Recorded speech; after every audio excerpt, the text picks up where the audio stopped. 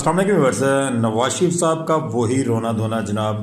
Saturday को उन्होंने अपनी तकरीर के अंदर पार्टी सदारत को संभालते हुए ये बातें की कि जनाब माजी में 1999 से लेकर जो 2017 तक नवाज शरीफ साहब के साथ हुआ वो सब गलत हुआ, गैर आईनी हुआ, कानून के मुताबिक नहीं हुआ, उनके साथ ज़्यादती की गई। और अगर पाकिस्तान के अंदर ये सब कुछ ना होता तो आज पाकिस्तान एशिया में पहले नंबर पर होता। ये नवाज शरीफ साहब का कहना था। साथ ही नवाज शरीफ साहब ने यह भी कहा कि उनकी गवर्नमेंट को हटाने के लिए अदलिया ने खासा बेहतरीन रोल अदा किया 2017 के अंदर। और जस्टिस शौकत अजीज़ का उन्होंने नाम जस्टिस शौकत सिद्दीकी का नाम लेते हुए उन्होंने कहा कि जनाब उनका कहना है कि कुछ जर्नैल आए और उन्होंने कहा जी मरियम बीबी को और नवाज शरीफ साहब को साइड लाइन लगाना है।